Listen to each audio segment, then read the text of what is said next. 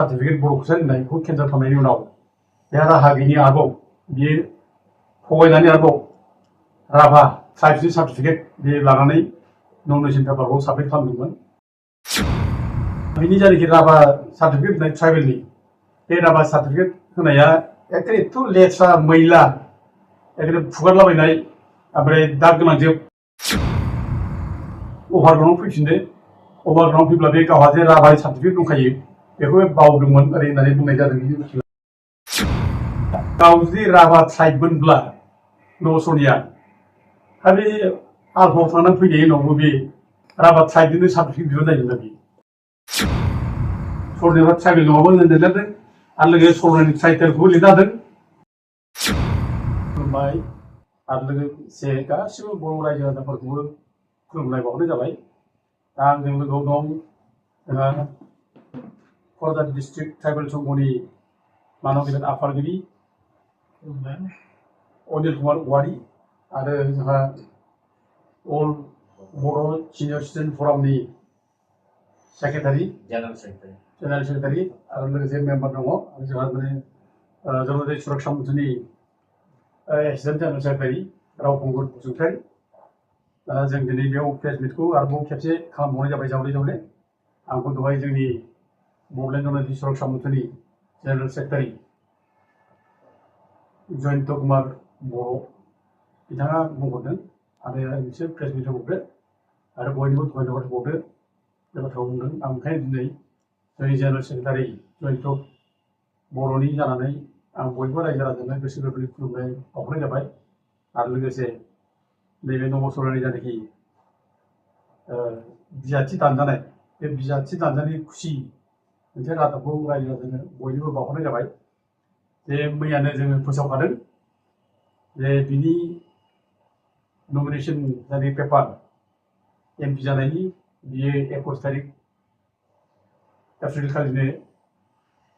Reject जाखादों। खिन्थु बिनि उकिला जावले जावले बाथ्रा बुंबाय थानायलाय नियम बादियै क'क्राझारनि रिटार्निं अफिसारआ मोनसे समाय होनानै दिनै 22 तारिख खालि 11थासिम माबा आर्गुमेन्ट दङब्ला फैनो हागोन होननानै मोनसे सम लाखिनाय जादोंमोन। दा दिनैनि बे 11थासिमनि जायनाखि सम होनाय नबसरनानो बेयाव नबसरनानि उकिला खुनु जेबो गावनि प्रमान पत्र ट्राइबेलनि बेखौ गोजोनथाव रोखोमै रिप्लाय होनो हायाखिसै। बेनिखायनो दिनै क'क्राझारनि रिटार्निं अफिसार मानव गेदेर बिथाङा नबसरनानि जायनाखि बिजाथि बेखौ केन्सेल खालामनानै होनाय जाबाय। दा जों बयबो रंजा खुसिनो क'क्राझारनि रिटार्निं अफिसारखौ धन्यबाद होबाय आरो गोजोननायबो रायजो राजानो बावनाय जाबाय जे नबसरनिया 10 बोसोर थगायनानै बर' हारिनि बेरेखा खामानि मावनानै जालांबाय। दा बियो बर' कसारिनि सार्टिफिकेट लादों आरो बर' कसारिनि सार्टिफिकेट लानानैनो बर'नि बेरेखा मावदों। ओमफ्राय लोगोसे आरोबाव दा बिनि सार्टिफिकेटआ केन्सेल जानायनि उनाव स्टेट गभर्नमेन्टनि जायनाखि स्टेट सिकिउरिटि कमिटिया जायनाखि बिनि सार्टिफिकेट बर' कसारि होननायखौ केन्सेल खालामनायनि उनाव बे राहा गैयिनि आरोबाव बियो थगायनानै आरोबाव राभा ट्राइब्सनि सार्टिफिकेट बे लानानै नमिनेशन पेपारखौ साबमिट खालामदोंमोन। दा बिनि जायनाखि राभा सार्टिफिकेट होनाय ट्राइबेलनि बे राभा सार्टिफिकेट होनाया एखे एथ' लेथ्रा मैला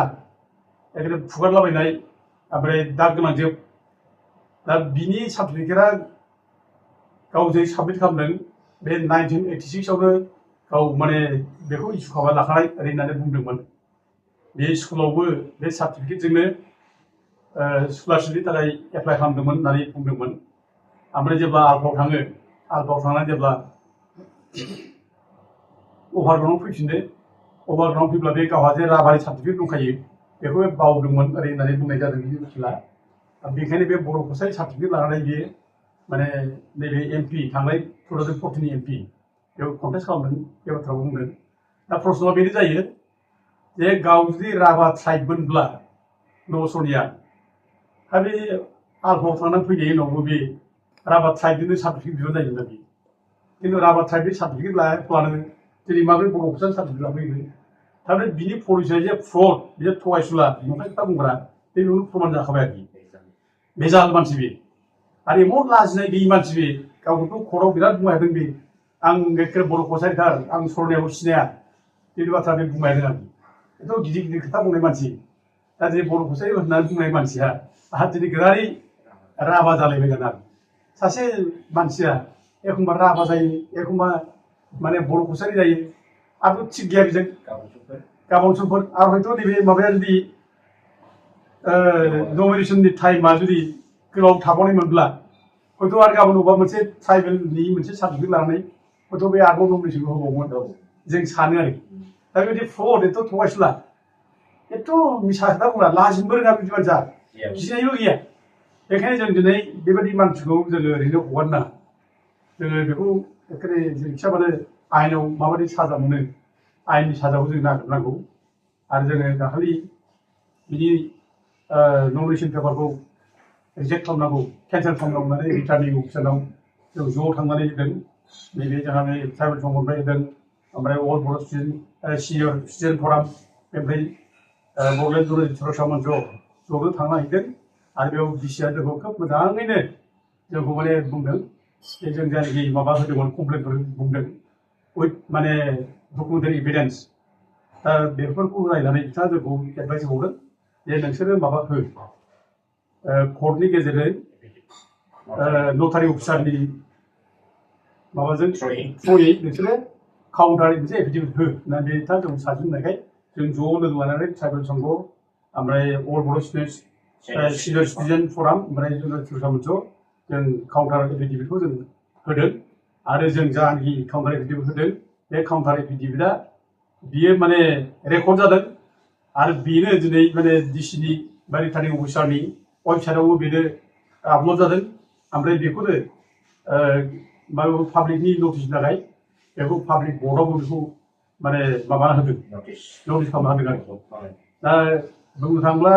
जों मिथिनायाव जे जों जानाखि माने काउन्टार एफिडेभिट होदों नटारिनि गेजेरजों दा बे काउन्टार एफिडेभिट होनायाल' एक्सेप्ट जादों माने एक्सेप्ट जादों माने बेल' माने कमप्लेन हिसाबै बेल' रिसिभ जादों आरो बेल' रेकर्ड जादों ओमफ्राय बाखि सोरबा जुदि होदोंब्ला राइटिं पेडआव होदोंब्ला सोरबा रेकर्ड होदोंब्ला बे खुनु माने रिसिभल' जादों खिन्थु बेहा रेकर्ड जाहैया बेहा मुल्य गैया दाम गैया बिदि जादों जोंनो बे बाथ्राखौ जोंनो रिटार्निं अफिसारनिफ्राय जों खोन्थानाय जादों जों मिथिदों बेनिखायनो जोङो मोजाङैनो माने माबा जादों ज'नो खुसि मोनदों जोंनि जे जानाखि कमप्लेन बे कमप्लेना जे रेकर्ड जादों जों खोब खुसि मोनदों दा बाथ्राया जादों मा जोङो माबानिखौबो जों होदोंमोन नैबे प्रिथिराज नारायण देबनि माबाखौबो जोङो होदोंमोन बेयाव बिनि फुरा तथ्य एकेबारे बिनि लेगेसि डाटा बिनि जमाबन्दि बिनि बिफानि जायनाखि सार्टिफिकेट रिपर्ट ओमफ्राय बिनि स्कुल सार्टिफिकेट बेखौ जों गासिबो एकेबारे अथेन्टिक जों माने आरटिआइ खालामना मोननाय डकुमेन्टखौ जों होदोंमोन दा एग्रि जादों बयबो माने एडमिट खालामदों बिनि सार्टिफिकेटआ एक्सुवेलि माने फ्रड बेखौ बयबो एग्रि खालामदों खिन्थु जोंना रिटार्निं अफिसारा माखासे लिमिटेड मोनसे माबा दं बेहा दा बे हिसाबै बे बुंदों जोंनि सिगाङावबो जे बिनि सार्टिफिकेटखौ जे चिरां डिस्ट्रिक्टआ डिसिआ होदों दा बिदि कनफार्म खालामनोबा जोंहा उपाय गैया जायो दा बेखायनो चिरां डिस्ट्रिक्टनि डिसिआ जुदि बुङोब्ला बे भुलाव होनाय जादों होनना बुङोब्ला बिनि माबाया नमिनेसन पेपारा केन्सेल जागोन होनना बुंदोंमोन दा बेखायनो जोंनि कमप्लेनखौ लानानै बिथाङा चिरां माने डिस्ट्रिक्टनि डिप्टि कमिशनारनाव सोंहरबाय थादों जे बिनि सार्टिफिकेटखौ मा खारनाव होनाय जाया होननानैखि मा बेसि दं मा बेसिसाव होआ माने बिनि गासिबो तथ्यआनो गासिबो राजबंसिजोब एमअबो सिलेनो दं बिफानि माबावबो सार्भिस रेकर्डआवबो बेखायनो बेखौ माने जावले जावले इनकुवारि खालामहरनाय जादों चिरां डिसिनाव दा चिरां डिसिआ रिप्लाइआ बेना मा बुंनो हरदों माथ्र जे जानाखि बेनो सार्टिफिकेट होनाय जादोंमोन दा सार्टिफिकेट होनायनि बेसिसनि जानाखि फाइल बे फाइलानो गोमाना थादों गायब जाना दं नागिरनाबो मोनाखै दा बे ग्राउन्डआव बियो माने जेबो बुंनो हायाखिसै थेवबो जाहाबो माने जोंखौ बुंनाय जादों जे नोंसोरो बेखौ माने कर्टआव थांनानै चेलेन्ज खालामदो बे बाथ्राखौ बुंदों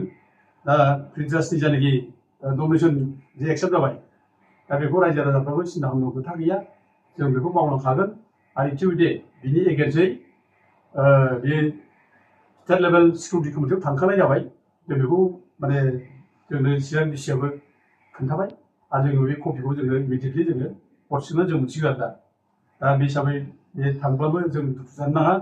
जों मावलांबाय थागोन आरो बिसोरनि जेसेबां सार्टिफिकेट दङ ट्राइबेल सार्टिफिकेट लानाय फेक सार्टिफिकेट लादों दा बिसोरखौ जों थाबैनो दाननायनि बेबस्थाखौ खालामगोन मानोना बिसोर सार्टिफिकेट लानानै नैबेयाव हयथ' बाहायबाय बिसोरो एमपि इलेक्सनाव आरो हयथ' उननि समाव बिसोर बाहायबावगोन आरो हयथ' उननि समाव जोंखौ बिराद क्रिटिकेल अबस्थायाव खोलैनो हागौ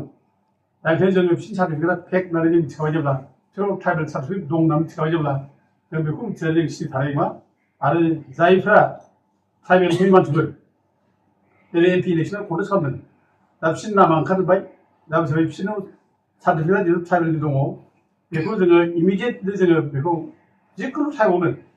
जों बेखौ कालेक्ट खालामगोन थ्रु आरटिआइ बेखौ कालेक्ट खालामगोन कालेक्ट खालामनानै जोङो थाबनो बिसोरनि सार्टिफिकेटखौ दाननाय बेबस्थाखौ जों जेरैखिया जों खालामगोन दा जोंहा आइडियाबो मोनखाबाय जों नब सरकारनि जायनाखि माने फेक सार्टिफिकेट लानानै एमपि जानाय बिनि सायाव जों खामानि मावनायाव जोंहा जथेस्थ' एक्सपिरियेन्स फैबाय हिसाबै जोङो बेखौ थाबनो जों खालामनानै हयथ' सार्टिफिकेटआ बिसोर लादोंब्लाबो बारा गोबाव टाइम नांनाय नङा जों थाबैनो बेखौ दाननो हागोन होननानै जों सानो आरो दानथारनांगोन मानोना बिसोर बे सार्टिफिकेटखौ लानानै गाज्रि खामानि मावगोन दा एमएलए इलेक्सन फैगासिनो दं बेखौ बिसोर बाहायगोन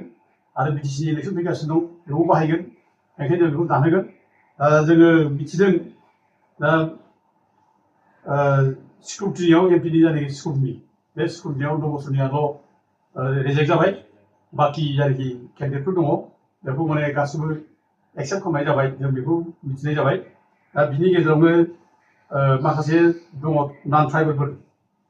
जायफ्रा ट्राइबेल नङा दा बे ट्राइबेल नङिफ्रा ट्राइबेल सार्टिफिकेट लानानै जोंहा कन्टेस्ट खालामदों दा बेफोरनि गेजेराव दङ जोंहा ज्योतिष कुमार दास जों बेखौ मिथिबाय गौरी शंकर सरनिया बेखौ जों मिथिदों ओमफ्राय बिनिता देखा मनोजान दास दा बिसोरनि जायनाखि सार्टिफिकेट बेखौ जों इमिडियेटलि जोङो आरटिआइ खालामनानै जों दिहुनगोन आरो बिसोरो बबे जायगानिफ्राय लाया जों बेखौ थाबनो जोङो माबागोन दिहुनगोन इथिबायदि जोङो बे जायगानि मानसिफोरजों रायज्लायबाय थाबाय आरो जों एंगेजबो खालामबाय बिसोरनि हानि रेकर्ड बिसोरनि माबाफोर डकुमेन्ट दंबा ओमफ्राय बिसोरनि सार्टिफिकेट इसु खालामनायनि माबाफोर बे गासिखौबो जोङो इमिडियेट कालेक्सन खालामनो थाखाय जों माने जगाजग खालामखाबायमोन जों बेखौ थाबैनो मावनाय जागोन आरो जों बेखौ जिरायनानै थानायनि सम गैया बेखौ मावथारनांगोन दा बे हिसाबै जों दिनै प्रेस मिटआव दिनै गोजोननाय बाथ्रा बेनो जों ज' मावलायनानै आगाय बुंनाय जाबाय ट्राइबेल संघआवबो जों ज' मावगोन क'क्राझार डिस्ट्रिक्टआ आरो लोगोसे अल माने बर' सिनियर स्टुडेन्ट माने फराम जों ज' मावलायगोन आरो सोरबा दंबायब्ला जों ज' मावलायबावगोन दा जों बेखौ थि खालामनाय जाबाय दा नबसरनायनि बेलायाव जोङो बेबायदिनो जोङो खालामनाय जादों नबसरनाया जेब्ला फार्स्ट ट्राइबेल सार्टिफिकेट लानानै नमिनेसन साबमिट खालामो जों सारप्राइज जादों नबसरनिया बेथ' ट्राइबेल नंथ्रा बोरै बे माने नमिनेसन साबमिट खालामदों दा बेखायनो जों इमिडियेटलि जोंबो माने बिनि नमिनेसन पेपारखौ जोङो इलेक्सन जानायनि सिगांनो बे साबमिट जानायनि उनावनो जोङो बिनि नमिनेसन पेपारखौ आरटिआइ खालामनानै दिहुननाय जादों आरो बिनि ट्राइबेल सार्टिफिकेटखौ जों बेनिफ्राय मोननाय जादों आरो जेब्लानो जों ट्राइबेल सार्टिफिकेट मोनदों अब्लानो जों बेखौ कर्टआव थांनानै जों केस होदों बे बर' कसारिनि नाम लानानै जाय कर्टआव केस होदों जों माने जरनारि सामुसनिफ्राय आरो बे जायनाखि ट्राइबेल सार्टिफिकेट जे बे लादों बे जे नमिनेसन साबमिट खालामदों बिनि आरटिआइखौ जरनारि सामुसन जानानै आंनि नामावनो खालामनाय जादों आरटिआइखौ ओमफ्राय जों आरटिआइ गासिबो बिनि डकुमेन्टखौ मोनजोबनानै जोङो हाइकर्टआव जोङो केस होनाय जादों बेखौ 2014आव जों होनाय जादों आरो बिनि केस नाम्बारा 2580 बेखौ जों होनाय जादों आरो बे केस होनायाव जोङो जनरलाल बसुमतारी ओमफ्राय अशक कुमार ब्रह्म दा बिनि नामाव होनाय जादों ओमफ्राय बे केस होनाय लोगो लोगोनो हाइकर्टआबो जोंनो एन्ट्रि मोनसे अर्डार होना होदों बे सरनियाफ्रा ट्राइबेल नङा बिसोरनो सार्टिफिकेट दाहो ओरैनो होनना बुंदों आरो लोगोसे नबसरनिया जे सार्टिफिकेट बर' कसारि होननानै बेखौ भुल जाहाथे बेबायदि सार्टिफिकेट जाहाथे होआ बेखौ माने ट्राइबेल संघखौ रेजिस्ट्रेट खालामना होनाय जादों दा हिसाबै ट्राइबेल संघआ बै समनिफ्राय सरनियाखौनो बर' कसारि हिसाबै सार्टिफिकेट होबोआखै दा बिसोर बर' कसारि हिसाबै माने मोनाखै नै जेब्ला 2018आव 1 जुनाव जेब्ला मोनसे गोदान माने अर्डार होबावो WPTBनिफ्राय बे सरनायफ्रा ट्राइबेल नङा बिसोरखौ ट्राइबेल खालामनायनि प्रसेसा जागासिनो दङ बेखायनो ट्राइबेल जासान्दि बिसोरनो कसारि होननानै सार्टिफिकेट नांगौ होननानै जेब्लानाखि अर्डार होबावो जों बे अर्डारखौ आरोबाव माने हाइकर्टआव जों चेलेन्ज खालामनाय जादों चेलेन्ज खालामनानै जों बेयाव इमिडियेटलि जों 2019 30 नम्बर केस 30/2019 केसा दा जों बे केस होनानै जोङो 28 फेब्रुवारि 2022 आव जों अर्डार मोनदों बे सरनायफ्रा ट्राइबेल नङा बिसोरनो बर' कसारि होननानै सार्टिफिकेट होनो नाङा बे भुल बियो दा बे हिसाबै WPTBआबो गावसोर जे अर्डार होदोंमोन बेयाव गासिबो उइद्र' खालामना लाजोबदों बे सरनायफोरनि सार्टिफिकेट होनाय जायखि अर्डार बेखौ उइद्र' खालामना लादों आरो लोगोसे आरोबाव WPTBआ माने डिसिफोरनो ओमफ्राय सिभिल एसपिफोरनो लेटार इस्यु खालामदों बे गावसोर जे ट्राइबेल सार्टिफिकेट होनो थिनदोंमोन कसारि मुङै सरनायफोरनो बेखौ उइद्र' खालामनानै लानाय जाबाय गथे बिदि सार्टिफिकेटआ इफेक्टिभ नंला सोलिलिया गथे बे माने इनभेलिड जाजोब्बाय बेबायदि बिदि अर्डार होदों दा गथे जों आसा खालामदोंमोन बिदि अर्डार थानायनि उनाव नैबे माबायाव दाख्लैनि जानाखि नमिनेसन साबमिट खालामनाय नैबे लकसभा समस्तिनि नों क'क्राझार 1 माने लकसभा समस्ति ST दा बेयाव हयथ' बे सरनियाफोरनि सार्टिफिकेटआ गासिबो इनभेलिड जाजोबगोन सोलिनाय नङा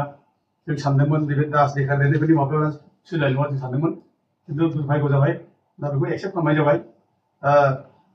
जोंहा दा प्रुफ खालामनांगौ बे दास देखा लिरनाय बिसोर जे माने सरनियाथार बिनि जों प्रुफखौ देखायनांगौ दा प्रुफ देखायनो थाखाय जोंहा माने साफिसियेन्ट जोंहा माने डकुमेन्ट दङ जों ओरैनो बुंब्लानो जाया बे दास देखा सरनियासो बिसोरनो मानो सार्टिफिकेट होखो बिसोर बर' कसारि नङा होनब्लाबो प्रमाण गैयाब्ला जोङो बेखौ ओरैनो बुंनानै जाया दा गथे प्रमाणाबो अथेन्टिक जानांगौ बेखायनो जोङो गासिबो डकुमेन्टआ जोंहा दंखायो नैबे माने माबानि 2014 नि जानाखि माबा जों केस होनायाव WPTBनिफ्राय बिदा फिगुर सेक्रेटारिया जानाखि हाइकर्टआव एफिडेभिट होदोंमोन काउन्टार एफिडेभिट जोंनि केसनि बेरेखा दा बेयावनो गावसोरनो लिरना होदों सरनायफ्रा ट्राइबेल नङामोन होननानै लिरदों आरो लोगोसे सरनायनि टाइटेलखौबो लिरना होदों बे टाइटेलाव बिसोर लिरदों सरनायफ्रा दास देखा लिरो ओमफ्राय बराल लिरो बेखौ होनदों कलिता लिरो होनना बुंदों दा गथे बेनो प्रमानखा नों हाइकर्टआव जे माने एफिडेभिट होबाय बे एफिडेभिट होनाया बिराद गिदिर बेनि बिराद देरसिन प्रुफ बियो WPTBआ जे हाइकर्टआव एफिडेभिट होबाय बिसोरनि टाइटेलखौ दा देखा बरालि बेखौ होनबाय कलिता होनबाय बेबायदि देरसिन प्रुफ जेबो गैया दा गथे जों बे प्रुफखौ मोनखाना जा दंखायोब्ला नैबे जे दास देखा लिरदों नैबे ज्योतिष कुमार दास ओमफ्राय बिनिता देखा गणेशम दास बिसोरो इमिडियेटलि दानजागोन जों सानो जों बिनि प्रसेसखौ थाबल' खालामनांगौ जों लेट खालामनाय नङा जाहाथे थाबनो जोङो बेखौ बिनि माबाखौ सार्टिफिकेट केन्सेल खालामनो हायो इमिडियेट जायो दा बे ओमफ्राय लोगोसे नैबे इलेक्सनआवथ' गेलेसिगोन बिसोरो दा गेलेब्लाबो हयथ' बिसोरो बेबायदि एथ' जेननाय मोनसे पजिसन थानानै बिसोरो माने इलेक्सन लाब जानाय नङा आरो माने नबसरनि जेननायानो बिराद गिदिर सेटबेक एफा गिदिर ब्ल' बियो नबसरनि जेननाया बिराद गिदिर ब्ल' बे जायफ्रा ट्राइबेल नङा ट्राइबेल नङि मानसिफ्रा सार्टिफिकेट लानानै इलेक्सन गेलेनाय बिराद गिदिर ब्ल' आरो बे बर'फोरनि थाखाय ट्राइबेलनि थाखाय बिराद गिदिर देरहानाय बियो दा बे देरहाबाय थानानै ओरैबायदि मन'बल मोनबायमोन नबसरनिया देरहाबाय थानानै जे जोंखौ नासयनो जोंखौ माने माबानो फिदिंनो ओरैबायदि गोरलै मोनबायमोन एखेबारे जोंखौ सेस खालामनायनि मोनसे लामाखौ बिसोर मोनबायमोन आरो जे बै क'क्राझार माने जायखि लकसभा समस्ति बेयाव बर'फ्रा देरहाखाया जोंनो देरहाखायो बर'फ्रानो बेबायदि मोनसे मन'बल बिसोर मोनबायमोन बे सार्टिफिकेटखौ लानानै नबसरनि गांसे सार्टिफिकेटखौ लानानै दा खिन्थु बिसोरनि मन'बला बायबाय बिसोरो ज' जानो हालिया दा हिसाबै जों आसा खालामो फैगौ इलेक्सनाव बे जायखि ट्राइबेल नङि मानसिफोरा सार्टिफिकेट लानानै इलेक्सन गेलेगोन बिसोरो खोब गोहोम गोग्लैनो हानाय नङा बेखौ सानो आरो दिनै बिराद गिदिर जायनाखि माबा बर'खौ नाख्रेबनो फैनाय ज' जाजाय एखेबारे ज' जालायदोंमोन बिरादनो जाय फाराफारि जेनेबा ओरैबायदि जाबाय एज इफ देयर इज न' रुल अफ ल' जेनेबा जेरावनो जेब्लानो सानो जेब्लानो गोसो जायो जों ट्राइबेल सार्टिफिकेट मोनो ओरै होननाय बायदि जाय फाराफारि ट्राइबेल सार्टिफिकेट लाबोनानै कन्टेस्ट खालामनाय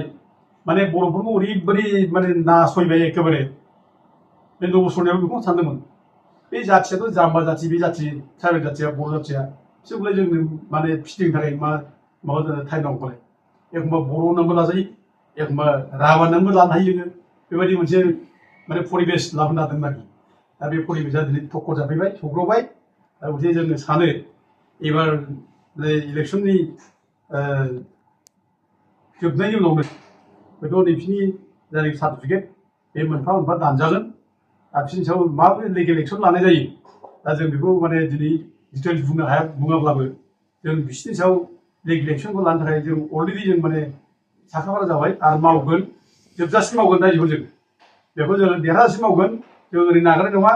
10 बोसोर जों जुजिनानै जुदि एफाबां गोबाव जोङो माबादोंब्ला नाजानानै जों देरहाबायब्ला आरो बे माखासेखौलाय जों माने गोसो बायफालाय दाथ' जोंहा एनकारेज मोनबाय माने खामानि मावनोब्ला सेलेक्टिभ माखासे खामानि मावनांगौ आरो खामानि मावनानै देरहानाय मोननांगौ अब्ला देरहाब्ला एनकारेज मोनो आरो राइट खामानिखौ मावनांगौ सैथो खामानिखौ मावनांगौ जेब्ला सैथो खामानिखौ मावो बेयाव मोनसे गोसोआव माने मन'बल फैयो आरो जेब्ला देरहानाय मोनो बांसिन आरोबाव माने साहस मोनो बेनिखायनो नैबे जायनाखि देरहानाय बे देरहानाया जोंखौ बांसिन थुलुंगा होनाय जाबाय दा जोङो आगोलाव जेरै नबसरनायनि जायनाखि सार्टिफिकेट दिहुननाय बे सार्टिफिकेट दिहुननायावबो जोंहा ओरैबायदिमोन बुंनो थाङोब्ला माने इलेक्सन पिटिसननि रुल्स बादिबा पिपुल्स रिप्रेजेन्टेसन एक्टनि 1951 नि रुल्स बादिबा जेब्लानाखि इलेक्सन पिटिसन होयो सोरबा ट्राइबेल नङि मानसिया ट्राइबेल जानानै एमपि जालाङो बिनि केस होनोब्ला उइदिन 45 days फ्रम द डेट अफ डिक्लारेसन अफ द इलेक्सन डिक्लेयार खालामनायनि 45 days गेजेरावनो इलेक्सन पिटिसनखौ होनांगौ केस होनांगौ बेमोन दा जों ओरैबायदि गोदान गोदान केस होनायाव एखेबारे हाखु दाखु मोदोम मावलायनाय मा खालामनो मा मानो बे रोखोम जादों मानोना जोङो नबसरनायनि डकुमेन्ट नागिरनायाव जोंहा बिराद माने माबामोन खस्थ' जादों साननांगौ दंमोन खुन नोङो बिनि तामुलपुराव थांनानै जोङो बिनि डकुमेन्ट नागिरहैनांगौआ जोंनि थाखाय सहस नङा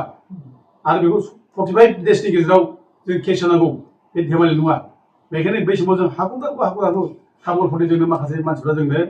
एक्सुवेलि जोंनो माने जों 10-15 दिननि गेजेरावनो गासिबो जों माने कमप्लिट खालामजोबदों जों माने बुथुमजोबदों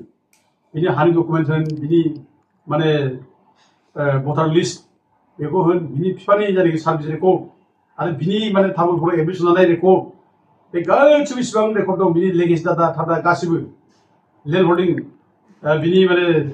माबा जमाबन्दी गासिबो जोङो प्राय 15 दिननि गेजेरावनो जों बुथुमजोबनो हादों दा बे हिसाबै जोङो खामानिखौ जों मावनो हादों आरो बे डकुमेन्टफ्रानो जों दिनै जों जायनाखि आरटिआइ खालामनानै लायनाय डकुमेन्टस ओमफ्राय जायनाखि माबानिफ्राय लायनाय तामुलनिफ्राय लेखा लायनाय डकुमेन्ट बे डकुमेन्टआनो दिनै जोबजासिम जों देरहाजासिम बे डकुमेन्टनि खामानि बेनो डकुमेन्टआ गासैबो बेनो गिदिर खामानि बेनो जोंनि देरहासारनाय बे जों जे इनिशियेल समाव साथाम साब्रैजोंनो खामानि मावजेननानै जों बे रोखोमजों मावनानै दिनैसिम देरहाना फैबाय बेनि थाखाय गोग्गाथाव जों माने मन'बल मोनो जोंहा थुलुंगानाय मोनो आरो बांसिन खामानि मावनो गोसो जायो रायजोफोर दा ओंखायनो जोंहा मोनसे साहस दं आरोबाव नैबे खेत्रआवबो जों दा नैबे जायनाखि आं दहाय नाम बुंदों बे नाम बुंनाय ट्राइबेल मानसिफोरनि माने माबाफोर बिसोरनि सार्टिफिकेट बिसोरनि रेकर्ड बिसोर नमिनेसन साबमिट खालामनाय बे नमिनेसन साबमिट खालामनायनि रेकर्डखौ जों गासैबो इमिडियेटलि जोङो आरटिआइ खालामनानै दिहुनगोन जोंनो टाइम नांनायबा एनि टाइम जों थांगोन बेखौ लायनो थाखाय बेखौ मोनब्लानो जों थाबनो खामानिखौ मावगोन दा जों आसा खालामो दा जोङो दिनै बयबो बे जोंनि एफा गिदिर खस्थ' खालामनानै जे जोङो फिथाइ मोनसे मोनबाय दा रायजो राजाफोरनि फिथाइ बे जोंनि नङा फिथाइया बे बर' जाथिनिसो फिथाइ बियो ओंखायनो बर' जाथिफ्रा जे बे मोनसे फिथाइ मोननायखाय जों बयबो मोजां मोनदों दा जोंनि जेसेबां माने कर्मिफोर दंमोन जनजाति सुरक्षा मन्चनि आरो बेजों लोगोसे जोंखौ सहाय होनायफोर जेसेबां दङ आइ आफा गोरिब गुन्द्रा रायजो राजाफोर गरफा गरनै थाखाबो हरदों जोंनो आशीर्बादबो हरदों खबर लाबायबो थादों दा जेसेबां जोंजों खामानि मावफानाय खस्थ' लाफानाय जोंनि गेजेरनि कर्मिफोर दङ जोंनि गेजेरनि मावथिफोर दं बिथांमोनखौबो जों हाजासे साबायखर हरो रायजो साबायखर हरो आरो जोंखौ फैगौ समफ्रावबो जाहाथे बिदिनो खबर लायो आशीर्बाद हरो जों बेखौनो रायजो राजाखौ खावलायो आरो जोंनो मन'बल रायजोफोर जोङो जेबो नांला दा बे समाव जोङो माबा मोनसे लुबैनाय जोंहा जेबो गैया जाथिनि जाहाथे मावलांनो हायो आरो जाथि मावलांनानै जों जाहाथे देरहानाय मोनोब्ला देरहायोब्ला गोजोननाय फैयो आरो बेफोरजोंनो जों माने जोंनि जिबनखौ सान्थि भाबै जों थांनो हायो बे समाव जोङो रायजोनि खामानि मावनाय जों दिनखौ जों हगारलांसै बे मोनसे सिद्धान्त बे थांखिया जोंहा माने दंसै गोरायै भाबैनो बे रायजो राजाखौ आं बयखौबो जोंनो बेबायदि आशीर्बादखौ हरनाय खावलायनानै आं बयखौबो खुलुमबावनाय जासिबावनानै आरो जोंनि देरहानायनि थाखाय बयनिबो हामलायबाय रायजो राजाखौ होननानै आङो बेखिनियावनो बुंनायखौ फोजोबबाय गोजोन्थों रायजो